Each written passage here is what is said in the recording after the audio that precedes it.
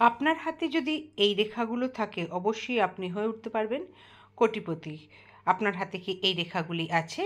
একটু আপনিও নিজে দেখে নিন যে আপনার হাতে এই রেখাগুলি আছে কিনা। তাহলে পৃথিবী বিখ্যাত ব্যক্তি একজন আপনি তো হবেনই, অর্থাৎ সারা পৃথিবীতে আপনার নাম যশ ছড়িয়ে পড়বে এবং আপনি কোটি কোটি কোটি টাকার মালিক হতে পারেন যদি এই রেখাগুলো থাকে। কোনো রেখা, এটা শিরোরেখা, এই শিরোরেখা থেকে কোনো রেখা যদি উঠে রবির ক্ষেত্রে গমন করে তাহলে আপনিও হতে পারেন কোটি কোটি টাকার মালিক। আপনি একজন সম্মানিত ব্যক্তি অবশ্যই হবেন, ধনী মানি অবশ্যই হবেন। এবং সেটা কোথা থেকে হবেন? আপনি সঙ্গীত ও সাহিত্য থেকে কিন্তু এই জায়গাতে আসতে পারেন। অর্থাৎ আপনি যদি গান জানেন বা আপনি যদি সাহিত্য চর্চা করেন তবে অবশ্যই সেই জায়গা থেকে আপনি এই পজিশনে পৌঁছবেন। শিরোরেখা থেকে যদি কোনো রেখা বুধের ক্ষেত্রে যায়, এটি শিরোরেখা বললাম, আর এখান থেকে যদি বুধের ক্ষেত্রে কোনো রেখা যায় তাহলে আপনি একজন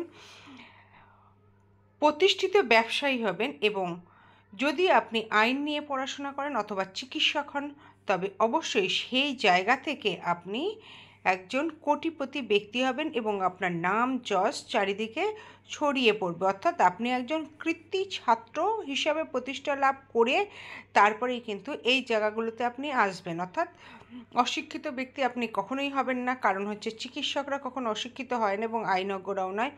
এবং ব্যবসায়ী হতে গেলে যথেষ্ট বুদ্ধিমত্তার পরিচয় দিতে হয়, তো সেক্ষেত্রে আপনিও কিন্তু একজন বিশিষ্ট ব্যবসায়ী হবেন এবং কোটি কোটি টাকা সেখান থেকে ইনকাম করবেন। রবির ক্ষেত্র থেকে যদি কোনো, এটা রবির ক্ষেত্র, এখান থেকে যদি কোনো রেখা এই চন্দ্র পর্যন্ত চলে আসে তাহলেও আপনার প্রতিপত্তি প্রচুর হবে এবং আপনার অর্থ এত আসবে সারা জীবনে আপনার 7 পুরুষ খেয়েও কিন্তু সেটা শেষ হবে না, এত অর্থ আপনার জীবনে আসবে। এবং সেটাও কিন্তু আপনি সাহিত্য চর্চা থেকে হতে পারে, আপনার অভিনয় জগতে যদি আপনি থাকেন তো সেইখান থেকেও আসতে পারে, এবং আপনি গায়ক হলে পরেও সেখান থেকে আপনার এই অর্থগুলো আসবে এবং সেখানে আপনার নাম যশ প্রতিপত্তি অগাধ অগাধ হবে। আপনি ভাবতেও পারবেন না আপনি কোন পজিশনে পৌঁছে গেছেন।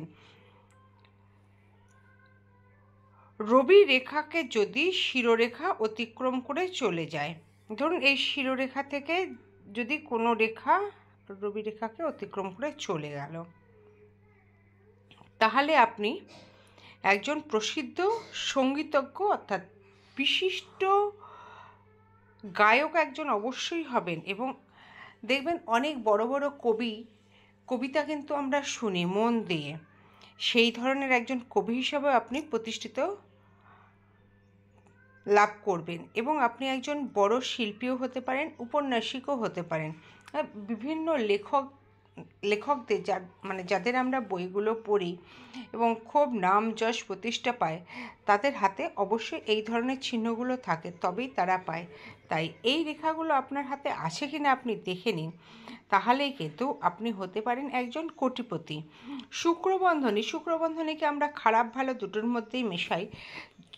ভালো হিসাবে যদি দেখা যায় শুক্রবন্ধনী আপনার এখান থেকে উঠে বুধের ক্ষেত্র পর্যন্ত গেল, এটা হচ্ছে বুধের ক্ষেত্র, এই পর্যন্ত গেল, সেটা কিন্তু ভীষণভাবে শুভ। তাহলে আপনি একজন ঐতিহাসিক হিসাবে ভীষণভাবে প্রতিষ্ঠা লাভ করবেন। সাহিত্যে আপনার খুব ভালো জ্ঞান থাকবে এবং যারা তন্ত্র মন্ত্র বিদ্যা করে তাদের ক্ষেত্রে যদি এই ধরনের রেখা থাকে তারাও কিন্তু ভীষণভাবে সেই তন্ত্রে অর্থাৎ তান্ত্রিক হিসাবে নাম করবে। অর্থাৎ তার সমস্ত কাজ, সে যে কাজে হাত দেবে সেই কাজেই কিন্তু সে সাকসেস হবে।